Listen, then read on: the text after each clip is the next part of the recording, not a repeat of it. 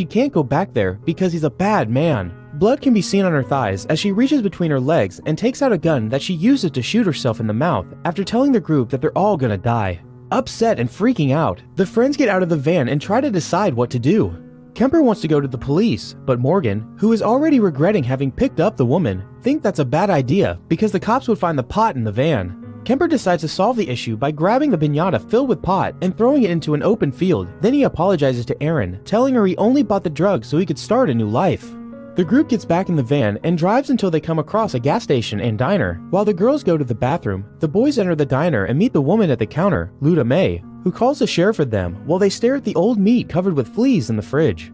Luda tells them the sheriff will be waiting for them at the mill, and it may take him 2 hours. This angers the boys, who thinks the sheriff could come to them instead of making them drive around with a dead body, but they have no other choice. They make it to the mill a couple hours later. The place looks empty and abandoned, and the sheriff is nowhere in sight.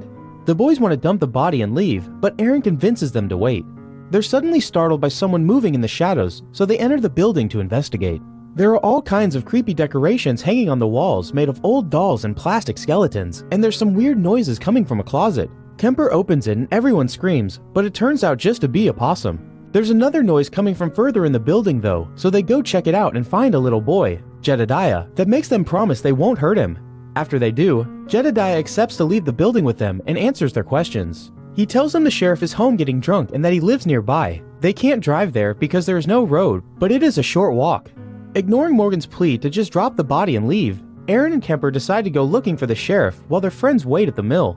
Jedediah tries to poke the woman's body with a stick, but Andy drags him off the van, causing Jedediah to run away.